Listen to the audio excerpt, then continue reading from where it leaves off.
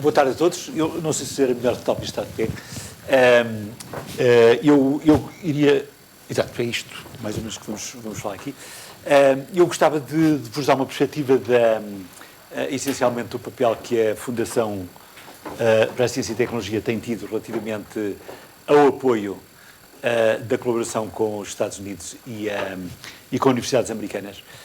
E, no essencial, ia dar uma breve perspectiva sobre isto e o esforço que, digamos, Portugal tem feito no sentido de abrir mais oportunidades, maior colaboração e cooperação, e alguns dos resultados que isto tem tido também relativamente à própria, não apenas à produção académica e científica, às publicações, mas também muito àquilo que é a grande transformação da economia portuguesa. Efetivamente, não há dúvida que Portugal tem vindo a fazer um grande percurso no sentido de desenvolver as suas competências e a sua capacidade de formação, quer ao nível do ensino. Portanto, nós temos hoje uma percentagem de estudantes do ensino superior como nunca tivemos, e todos os anos temos vindo a crescer, a atratividade das nossas instituições também tem vindo a aumentar e, portanto, o peso dos alunos estrangeiros também tem aumentado bastante. E desde há uns anos a esta parte começámos também com um grande esforço no campo da ciência e da produção científica, e de facto temos tido um grande desenvolvimento nesta matéria. Este primeiro gráfico é uma análise geral sobre a evolução da investigação e desenvolvimento em Portugal, pública e privada. Portanto, aqui temos a componente Estado e a componente das empresas privadas. Por exemplo, uma das situações que nós tínhamos um grande déficit era precisamente a presença de doutorados nas empresas. Havia muito poucos, efetivamente era essencialmente a universidade e os politécnicos que absorviam a maior parte dos doutorados, e começamos a ter uma série de empresas que têm já um número apreciável de doutorados. Portanto, aqui há uma variação fundamental. Nos últimos anos aconteceu mesmo um fenómeno que nos agrada particularmente, que é o facto de a investigação e desenvolvimento do setor privado estar a superar a do setor público. E isso é naturalmente um motivo de muita satisfação e, aliás, seria desejável que esse gap aumentasse, não que diminuísse, mas que aumentasse, ou seja, que o esforço privado fosse cada vez maior. Portanto, nós temos ali a linha vermelha é privada, vemos que a crise afetou mais o setor privado do que o setor público, e apesar de tudo manteve o esforço de financiamento, mas nos últimos anos voltou a superar de novo o setor público e, portanto, esse aspecto é bastante positivo. Os indicadores diretos em termos de publicações têm vindo a aumentar substancialmente. Hoje Portugal já tem uma posição bastante considerável nesta matéria e, portanto, o nosso contributo para a comunidade, para a produção científica é bastante interessante. Mas, claro, recordo-me sempre de um estudo de um americano que nos anos 80 dizia que os Estados Unidos produziam 80% da produção científica mundial, a Europa 20% e o Japão nada. E a consequência disso era que a economia japonesa crescia 5% ao ano, a da Europa crescia mas pouco e os Estados Unidos nada. Ou seja, ele brincava um pouco com isso e dizia que havia uma correlação negativa entre a produção científica e o crescimento económico. Depois sabemos que as coisas se alteraram bastante, até porque os efeitos são muito diferidos, ou seja, o investimento que se faz em ciência raramente tem impactos diretos e imediatos, mas há um time lag que é muito importante para nós analisarmos a situação. Portanto, em primeiro lugar, relativamente à produção científica, nos principais indicadores que nós temos no Web of Science, no Scopus, etc., tem crescido de forma muito constante e, portanto, os nossos investigadores, o tipo de incentivos que existem, têm funcionado bastante nessa matéria e, portanto, a produção tem aumentado. Relativamente à colaboração com os Estados Unidos, especificamente, a IFCT, o Ministério da Ciência e Tecnologia e do Ensino Superior, numa política que já vem do tempo do falecido ministro Mariano Gago e que o atual ministro Manuel Leitor tem promovido de forma muito empenhada, tem vindo a ter colaboração com algumas das melhores instituições dos Estados Unidos. Estes programas já vão todos em mais de 10 anos.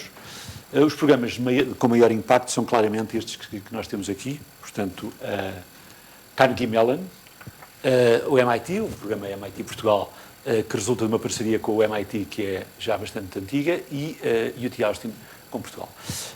Estes 3 programas são efetivamente uma porta de entrada e uma porta de colaboração com estas universidades, portanto, no caso talvez mais avançado é precisamente o do Carnegie Mellon, em que efetivamente se conseguiu um dual degree, ou seja, os alunos de doutoramento podem ficar com o grau pelas universidades portuguesas e simultaneamente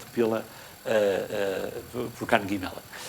Os outros não são tão avançados nessa matéria, mas há uma forte colaboração e há, embora o grau seja da instituição portuguesa, há um mecanismo de coorientação e quase sempre temos presença, pelo menos por alguns meses, nos Estados Unidos e, portanto, com o grande benefício do ecossistema que existe nessa matéria.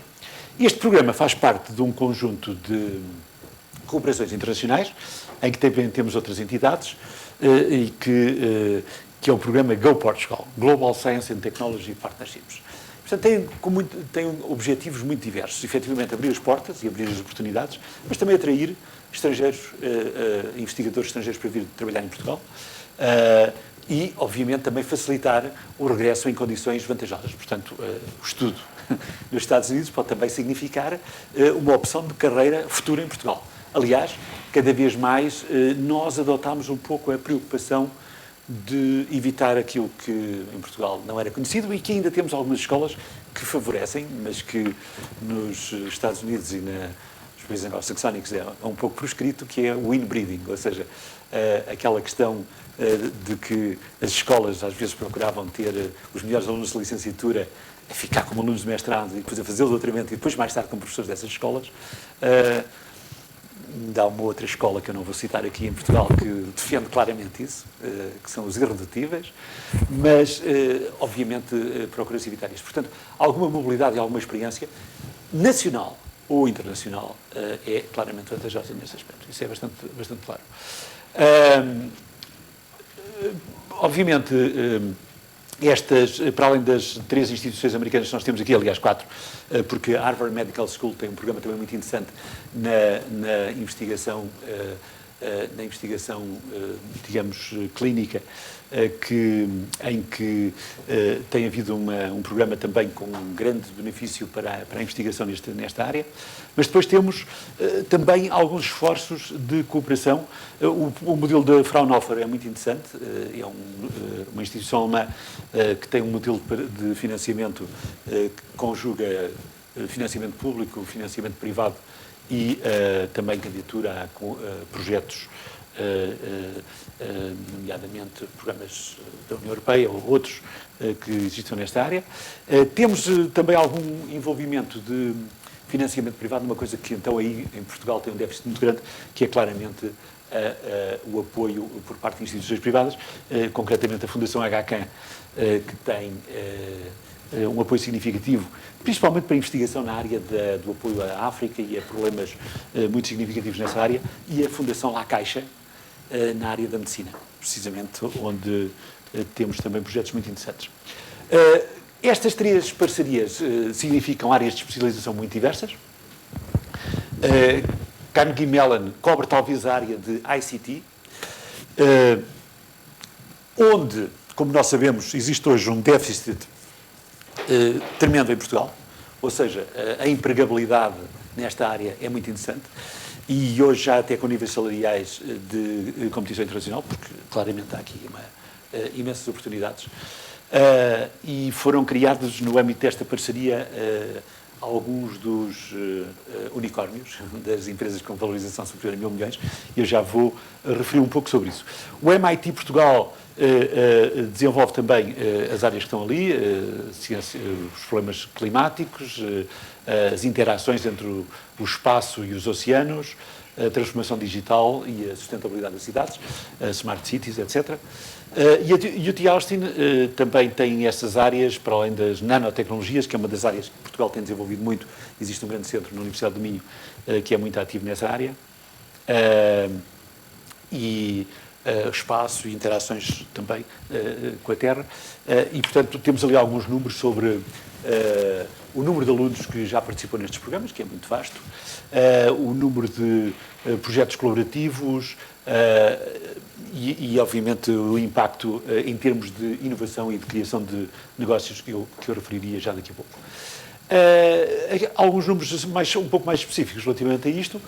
Obviamente há aqui um déficit na captação de alunos americanos para Portugal, mas isso é um pouco geral e há também um grande esforço, quer nosso, quer da FLAD, no sentido de corrigir um pouco esta situação.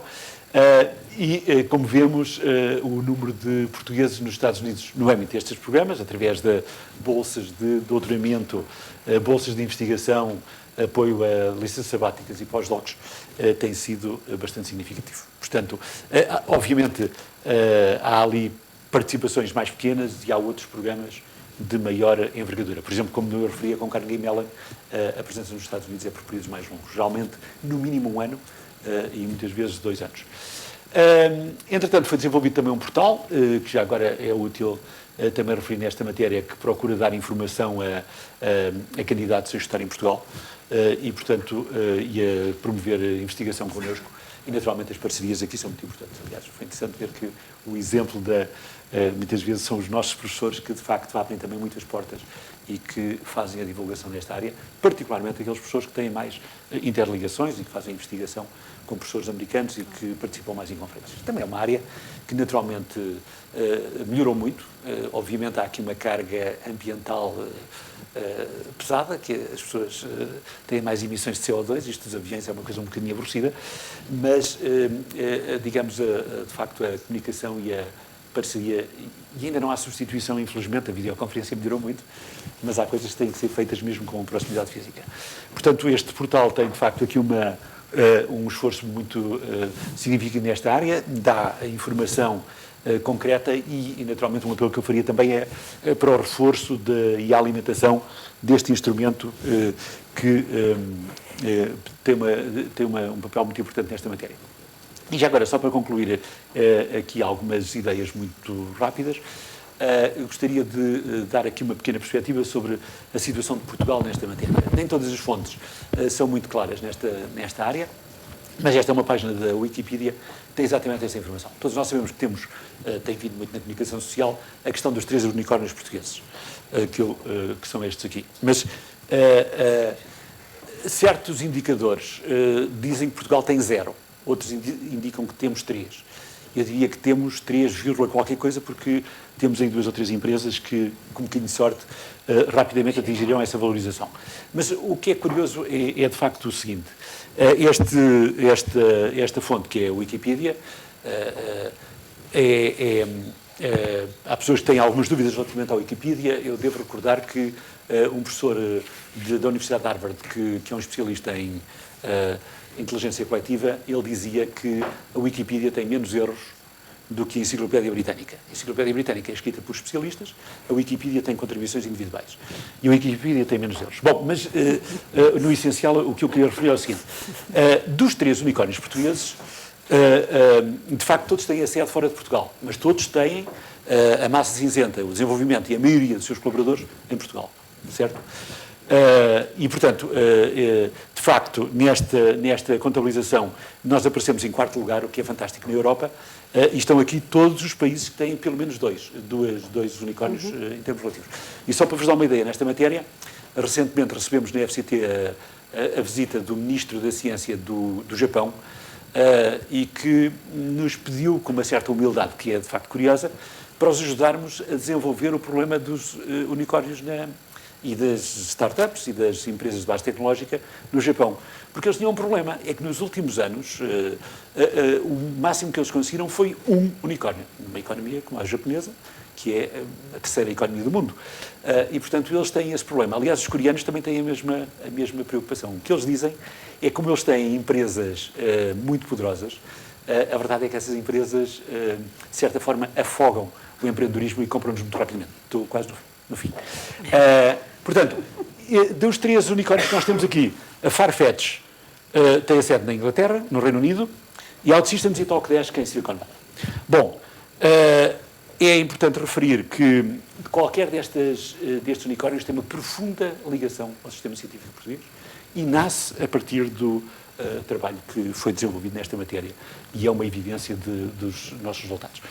Só para concluir, talvez o ponto 2 seja o mais importante, é que o nosso ecossistema se desenvolveu extraordinariamente graças à colaboração, efetivamente, com a experiência dos Estados Unidos e o investimento destas empresas e de outras que estão a surgir, como a Anbabel ou, por exemplo, a Fidzai, em que, efetivamente, o investimento de capitais de risco americanas tem sido absolutamente fundamental. Peço desculpa se ultrapassei um bocadinho, mas fica à vossa disposição.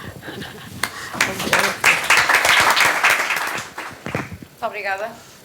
Eu tenho algumas questões, mas imagino que a assistência também, vamos deixar para o fim, para o nosso período de perguntas e respostas. Professora, se cá vou ficar sentada, que eu sou baixinha, também há pouca diferença.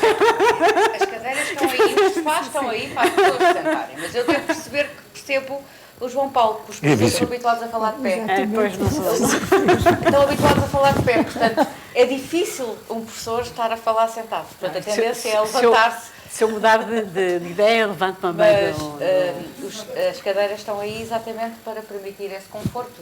Muito bem, muito obrigada, professora. Muito obrigada pelo convite que fizeram para a Fulbright estar nesta sessão, não só comigo, obviamente, mas também com o Ricardo. É um privilégio estar aqui na Fundação, estar aqui numa sala tão composta, com tanta gente interessada em ouvir falar de estudar nos Estados Unidos, e isso para nós tem um valor muito importante, e agradecemos a oportunidade que a Fulbright, isto está em automático, mas pronto. Não faz mal, vão vendo enrolmar. Não está a passar os slides de forma automática, não? Não. Não faz mal. Não faz mal. Eu volto ao princípio rapidamente. O que eu vos queria dizer de forma muito rápida, queria-vos dar uma panorama... Não, está a chegar lá. Ora bem, o programa Fulbright é um programa americano. É um programa de géneros americano, criado nos Estados Unidos depois da Segunda Guerra Mundial. Teve como objetivo, depois de 4 décadas quase ininterruptas de conflito mundial no século XX, no princípio do século XX, usar algum do produto da venda de material de guerra, até foi baseado nisso, que sobrou da Segunda Guerra Mundial, para criar com o produto dessa venda um programa de intercâmbio educacional. E o objetivo que existia na altura, ele continua a existir, potenciar, criar condições, criar oportunidades para que estudantes americanos e estudantes estrangeiros, investigadores americanos e investigadores estrangeiros, professores americanos, professores estrangeiros, trabalhando em conjunto, pudessem desenvolver um relacionamento pessoal que ajudasse a diminuir o conflito a nível internacional. O programa foi proposto, a sua criação, pelo senador Fulbright, daí o nome, mas foi um programa que foi de início financiado apenas pelo governo americano e depois, mais tarde, com a constituição de diversas parcerias a nível binacional, acabou por ir sendo financiado também pelos governos onde o programa acabou por ser implementado. O objetivo é, precisamente, continua a ser o mesmo, criar oportunidades para que, ao trabalhar em conjunto, haja um melhor entendimento entre, no fundo, os cidadãos do mundo.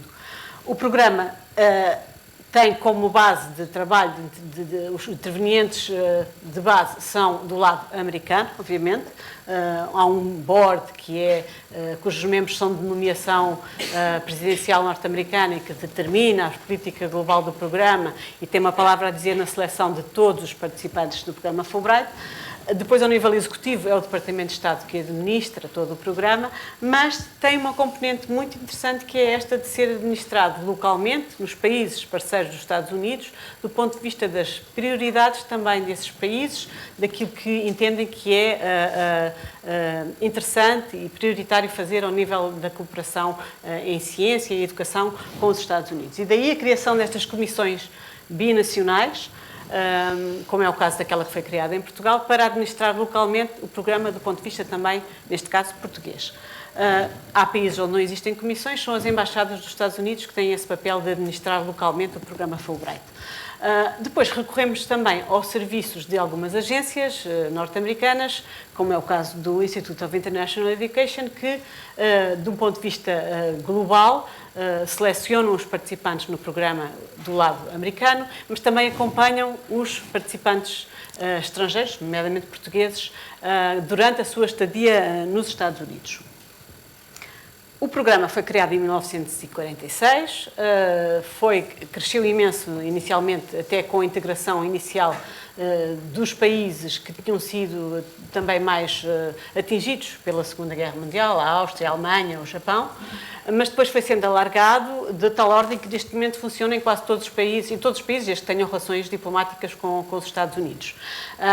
Já mais de 390 mil participantes beneficiaram do programa Fulbright, e tem que ter em consideração que o programa foi criado e funcionou nos primeiros anos numa altura em que a mobilidade, o intercâmbio académico não era de todo aquilo que é hoje em dia. E o programa, por aquilo que fez ao longo das décadas, acabou até por servir de inspiração ao programa Erasmus.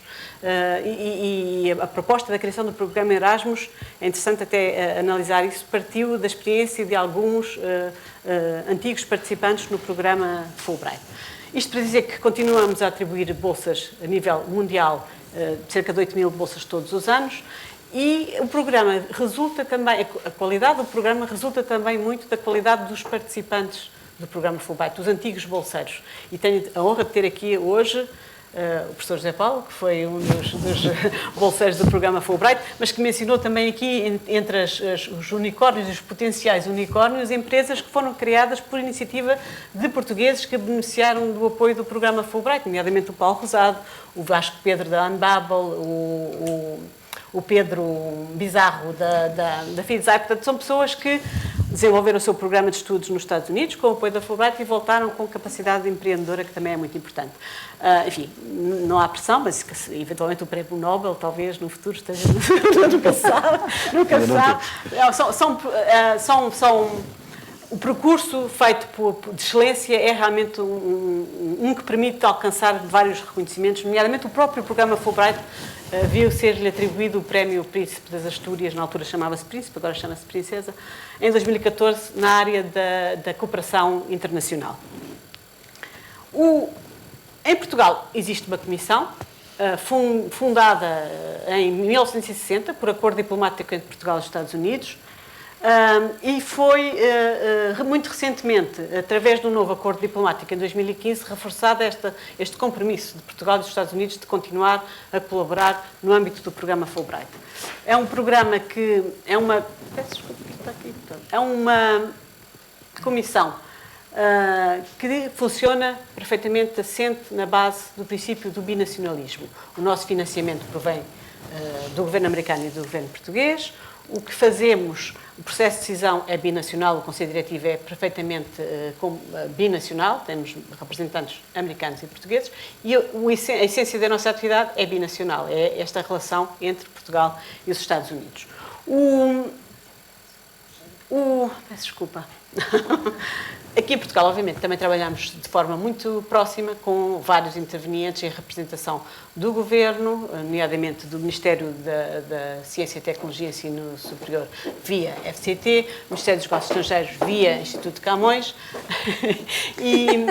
não, mas vão fazendo ruma. Obviamente, muito próximo também da Embaixada Americana, de diversas instituições públicas e privadas que connosco trabalham, nomeadamente a Fundação Luso-Americana, obviamente, e temos também uma relação muito próxima com as instituições de ensino superior e de investigação portuguesas, que não só nos ajudam a identificar potenciais participantes do programa Fulbright, mas têm um papel também muito importante, que é o de receberem os americanos que vêm fazer o seu programa de estudos ou de investigação em Portugal e que contam com esta capacidade e a necessidade até das instituições portuguesas de atraírem investigadores e estudantes estrangeiros. De uma forma muito rápida, e porque nós temos muitas oportunidades e que vale a pena explorarem todas aquelas que poderão adequar-se àquilo que é o vosso objetivo, mas de uma forma muito rápida nós temos oportunidades para, lá está, as instituições se candidatarem para receberem professores, investigadores e estudantes americanos. Temos oportunidades para portugueses que queiram nos Estados Unidos desenvolver os seus programas de estudo, dar aulas, fazer investigação. nomeadamente, e acho que para o público que hoje aqui temos, as bolsas para mestrado e doutoramento nos Estados Unidos, bolsas para investigação para candidatos que ainda estejam numa fase pré-doutoral e bolsas para professores e investigadores doutorados. Depois temos um conjunto de programas especiais, o Ricardo já falou um bocadinho daqueles programas de aconselhamento. Este serviço de informação e orientação sobre os estudos dos Estados Unidos está aberto a todos, inclusive àqueles que não estão integrados nestes programas específicos de aconselhamento, mas que por qualquer motivo ouviram agora falar de que existe este recurso e podem pedir informações que nós estamos abertos ao público para dar apoio a quem precisar. No nosso site, fulbright.pt, nós temos um motor de busca. Eu fiz aqui um print screen só para vos dar uma ideia. Nós temos neste momento, cerca de 35 oportunidades em aberto, algumas com concurso aberto, outras abrirão mais tarde.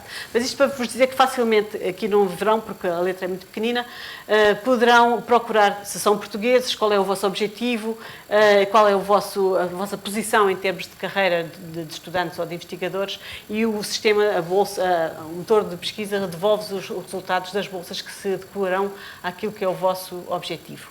Como digo, temos bolsas sempre para o nível pós-licenciatura. O programa Fulbright apoia estudos ao nível da pós-licenciatura, mas não apenas para o grau completo, e aqui permitia-me salientar dois aspectos que não são assim tão conhecidos, porque são desenvolvimentos recentes do programa Fulbright. Um tem a ver com o facto de que, neste momento, as nossas bolsas são todas para candidatos, e vou usar aqui o termo em inglês, self-placed. O que é que isto quer dizer? Os candidatos às bolsas Fulbright já têm que ter garantido ou uma admissão num programa de mestrado ou doutoramento, ou uma carta de convite de afiliação da instituição nos Estados Unidos onde querem desenvolver investigação. Portanto, nós não fazemos, no seu tempo fazíamos assim, colocávamos os bolseiros, fazíamos o placement dos bolseiros, eventualmente, não sei se foi o seu caso, ou ajudávamos, pelo menos, nesse processo.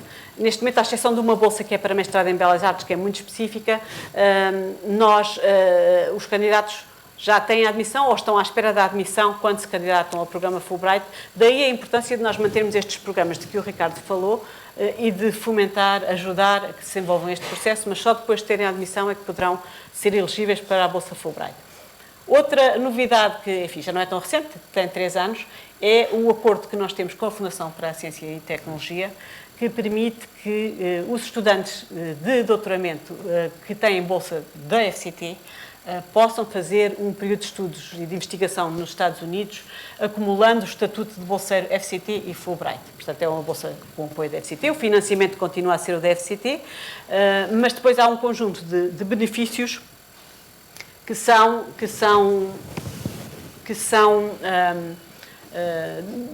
restritos ao programa Fulbright e que eles também têm acesso. O que é que nós procuramos quando selecionamos os participantes no programa Fulbright? Em primeiro lugar, o programa é um programa de intercâmbio académico, cultural, mas é também um programa daquilo que se chama a diplomacia pública. O que é isto? Nós entendemos que os participantes no programa Fulbright são diplomatas, são representantes do seu país nos Estados Unidos, tal como os americanos que vêm são representantes dos Estados Unidos aqui em Portugal.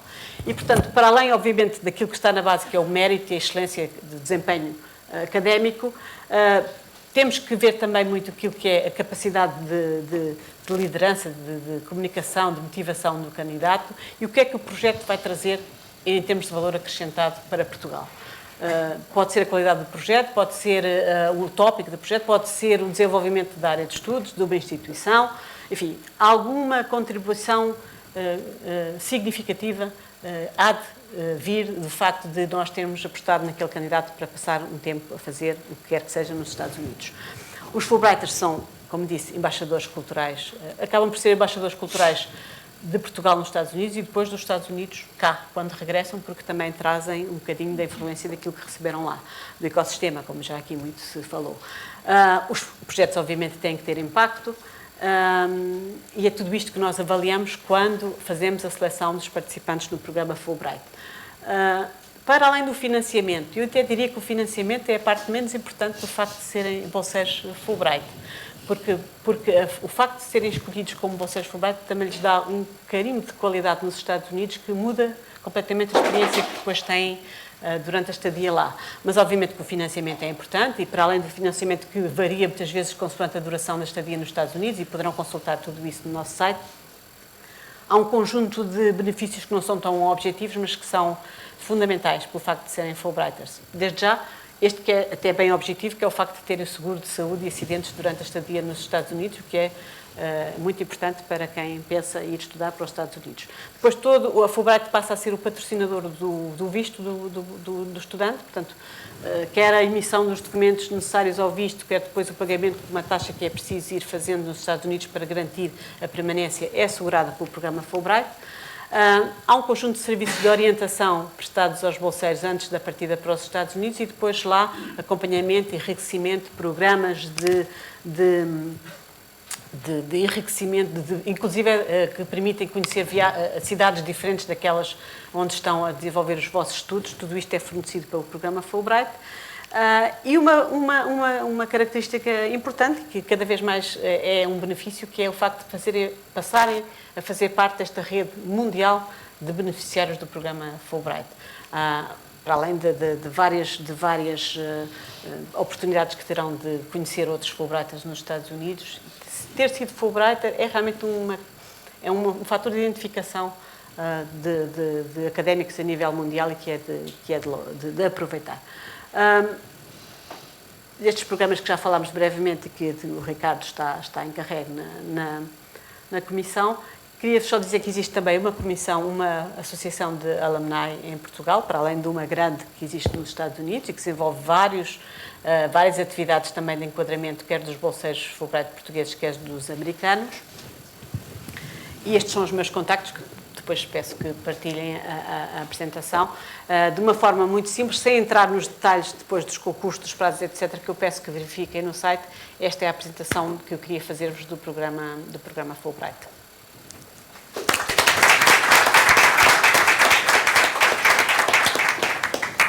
Muito obrigada, Otília. Temos agora as duas apresentações de pessoas da perspectiva portuguesa, a Fundação e a Fulbright Portugal, e agora temos a professora Diolinda Adão, que vem de Berkeley e que vos vai falar um bocadinho também de alguns fundos que existem em Berkeley e dos serviços que Berkeley disponibiliza para apoio aos estudantes portugueses. Obrigada. Obrigada. Boa tarde. Eu também sou professora, por isso também tenho que me pôr de pé, senão não funciona. E, em primeiro lugar, quero agradecer à FLAD a oportunidade de podermos participar neste evento e agradeço a todos os presentes por terem vindo passar connosco uma tarde tão bonita. Portanto, eu venho falar não necessariamente sobre a Universidade da Califórnia, Berkeley, que, ao contrário da maioria das universidades sobre as quais se falou hoje, é uma universidade pública. Portanto, como disse o Eloy, a forma como vão preparar as candidaturas e os parâmetros de sucesso da mesma há uma ligeira alteração, porque para nós conta muito não só a média, não só os resultados dos exames, mas a primeira parte, a primeira coisa que é mais importante e que vai definir se as vossas candidaturas vão seguir em frente ou não, é realmente esses dois statements, o Statement of Purpose e o Personal Statement. O Personal Statement é onde vocês contam a história de quem vocês são e o Statement of Purpose é onde vocês contam o que vocês querem ser ou querem vir a ser, mais ou menos isso. E portanto, eles são muito importantes e o trabalho que está a ser desenvolvido pela Fulbright, eu tive a oportunidade e quero agradecer essa oportunidade de participar em duas das sessões, é um trabalho magnífico e também o apoio dado pela FLAD a candidatos que querem transitar para os Estados Unidos também é um apoio muito bom que não devem desperdiçar. É algo completamente novo e precisam de ter a maior rede de apoiantes possíveis. Portanto, utilizem essas ferramentas que estão ao vosso dispor. Eu venho falar do Pinto Fund e, portanto, vamos à primeira apresentação e o que é o Pinto Fund é a primeira pergunta. Então, o Pinto Fund está ali escrito em letras miudinhas, e eu fiz um erro ortográfico na tradução, que agora que li isto 20 vezes e não vi, e obviamente é a primeira coisa que eu vejo agora, como é normal nos nossos trabalhos, não é? Aqui vai o exemplo, mandar sempre outra pessoa ler, porque nós não vemos os nossos próprios erros até ao momento de ficarmos envergonhados, mas o Sr. Pinto foi um imigrante normal e comum que foi para os Estados Unidos na juventude e que não se contentou a fazer o trabalho agrícola que lhe foi destinado como imigrante, que procurou instruir-se, que eventualmente conseguiu para entrar para um curso de Química, inventou uma série de coisas, foi suficientemente inteligente para obter patentes para todas elas e ficou milionário. Como andou sempre muito, viajou muito, tirou vários períodos em que não trabalhava e acabou por participar em vários projetos e trabalhar em várias áreas e não teve tempo de constituir família ou ter filhos e ao fim da vida decidiu que iria deixar a sua fortuna acumulada, que estaria mais ou menos na totalidade, o que foi dividido entre ele e a senhora Fialon, que depois eventualmente juntou-se num fundo que temos hoje, decidiu que a melhor coisa a fazer a esses fundos era doá-los à Universidade da Califórnia, Berkeley, para que eles fossem utilizados eternamente num fundo de endowment e os rendimentos desse fundo serem divididos por alunos portugueses ou luso-americanos que quisessem frequentar a Universidade da Califórnia, Berkeley, visto que tinha sido essa a instituição que lhe deu a oportunidade de construir a sua fortuna. Portanto, é mais ou menos isso. Mas isso também não interessa. Agora, esta é a grande questão. Quem pode candidatar-se a uma bolsa do Fundo Pinto Fialon? Então, há vários patamares, há várias digamos, obstáculos que temos que passar. Primeiro, as bolsas durante o ano letivo, porque há várias bolsas, são para alunos matriculados na Universidade da Califórnia, Berkeley, em licenciatura, mestrado ou doutoramento, quer dizer, toda a gente que esteja matriculada em Berkeley. Eles têm que ser cidadãos portugueses ou cidadãos americanos. Sendo cidadãos americanos, têm que ser de descendência portuguesa, tendo o equivalente a pelo menos um dos avós completamente português. Isto quer dizer que se uma pessoa nasceu na Argentina e toda a família, todos os antepassados são portugueses, portanto ele pode dizer eu sou 100% português, mas ele é cidadão argentino e como tal não se pode candidatar à Bolsa do Pinto Fan, porque antes de mais tem que ser ou cidadão português ou cidadão americano com o equivalente a 25% de etnia portuguesa. E nós não aceitamos aquela coisa do Ancestry e o 21andMe. Tem mesmo de ser com os certidões de nascimento, etc. Portanto, este é quem se pode candidatar às bolsas para ano letivo. As bolsas de estudo em Portugal são ligeiramente diferentes. Podem-se candidatar alunos matriculados na Universidade da Califórnia, Berkeley, de licenciatura, mestrado ou doutoramento. Mais nada. Mas esses alunos têm que vir... Esses alunos têm que vir desenvolver estudo, seja ele inscrição numa instituição portuguesa ou através de um projeto português, como o Study in Portugal Network, ou investigação em Portugal, preferencialmente sobre Portugal.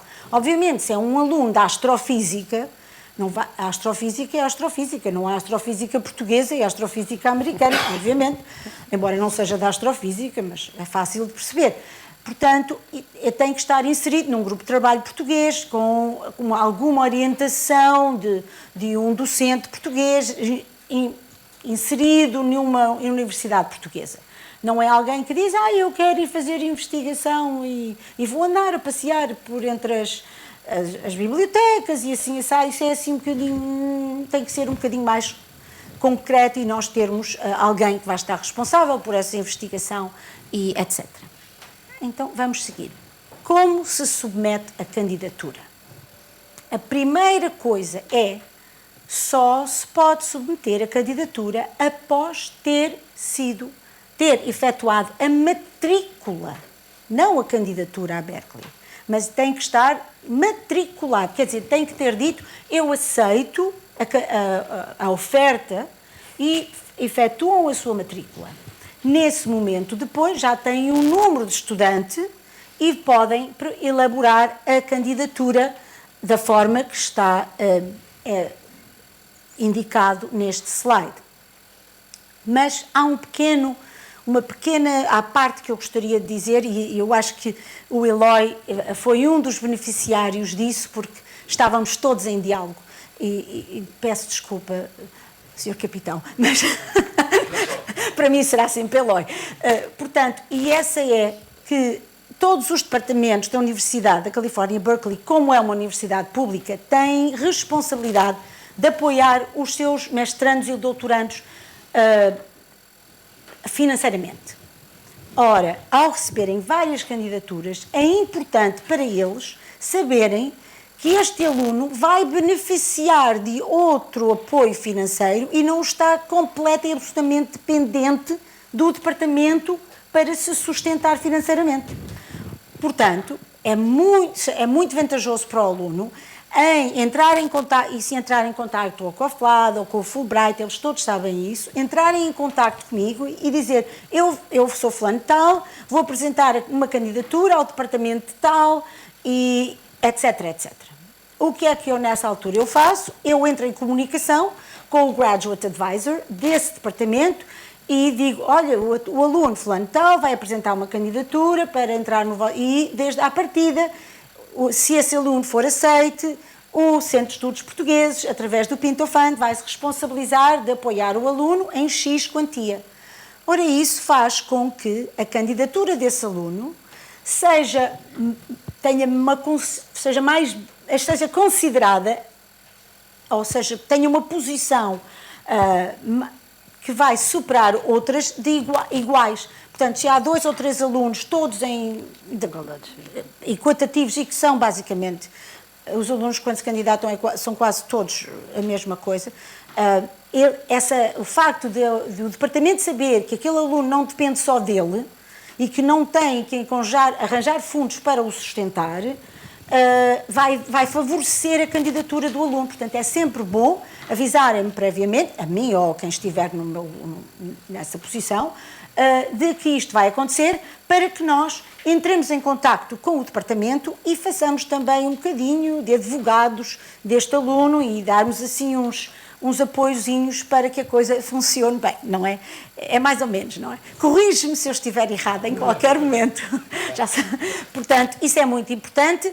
E depois as datas são importantes, mas há alguma flexibilidade. E porquê é que há alguma flexibilidade? Porque há departamentos que não dão a resposta até ao dia 15 de maio. E eu não quero que o aluno, lá diz 15 de maio, porque nós temos que escolher uma data, e eu gosto de vir para Portugal depois desse dia, mas isso não quer dizer que se o departamento em questão não dá a notificação até ao dia 30 de maio, ou às vezes até já em junho, já não se possam candidatar à Bolsa.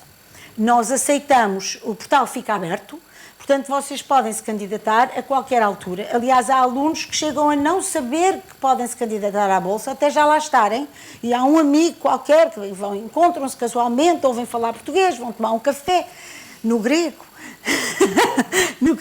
e então acabam por saber, pá, eu estou com bolsa, eu não tenho bolsa, né? Vamos andando e eles candidatam-se à bolsa já no meio do ano letivo e nós continuamos a aceitar a candidatura. Qual é o valor da Bolsa Pinto? Eu tentei ver quais eram as perguntas mais importantes, mas espero que tenha acertado. Portanto, alunos de licenciatura, 6.000 por ano até um máximo de 5 anos. Em princípio, uma licenciatura faz-se em 4, mas às vezes leva 5. Aliás, cada vez é mais normal levar 5. Portanto, se por acaso há algumas razões extraordinárias, é sempre possível apresentar ao comitê a razão pela qual não se pôde fazer em 5 anos, etc. Há alguma flexibilidade, mas esta é a regra básica. Os alunos de mestrado é 6.000 por ano, também, para um máximo de 3 anos. Normalmente o período é 2, portanto nós damos mais um para caso, porque há mestrados mais longos. O mestrado em Berkeley é mais ou menos 2 anos. Os nossos mestrados são de 2 anos. O que é que acontece? Qual é a diferença entre uma bolsa de mestrado e doutoramento? É que, como a distribuição dos fundos é feita de uma forma um bocadinho diferente, se nós tivermos mais fundos disponíveis, porque depende como é que a bolsa esteve há 2 anos anteriores, nós podemos dar mais do que os 6 mil, mas só sabemos isso a meados do ano. Para um aluno de doutoramento é 10 mil por ano, e aqui é muito importante, durante o normative time. E o que é o normative time? É o período designado pelo departamento para um aluno, dentro de circunstâncias normais, terminar o doutoramento. E às vezes isso pode oscilar entre 5 a 9 anos. Os de antropologia normalmente são muito mais longos. Portanto, nós pomos normative time e depende, obviamente, das áreas. E também estes 10 mil estão sujeitos a aumento caso haja mais fundos do que candidatos ou mais fundos do que nós pensámos que tínhamos, porque nós fazemos o orçamento e às vezes depois há os ajustes. E temos também, para alunos que desejam estudar ou fazer estágio em Portugal, oscila entre 2.500 e 5.000 para o programa de verão, ou também, porque tem a ver com o período que eles vão estar em Portugal. Se a pessoa vai estar 4 semanas, obviamente vai receber menos que se ficar 8 semanas. Portanto, nós tomamos em conta o período de estadia. E os alunos, quando eu digo para programa de verão, são inscritos numa instituição portuguesa ou através do CIPN, que é o Study in Portugal Network. Portanto, que é um acompanhamento académico. Para alunos que desejam desenvolver investigação em Portugal, digamos, investigação independente, sempre com o apoio de algum docente em Portugal e também com o aval do seu orientador nos Estados Unidos, tem um máximo de 5 mil. O que quer dizer, se o aluno decidir que vai vir para Portugal 3 meses, só tem os 5 mil.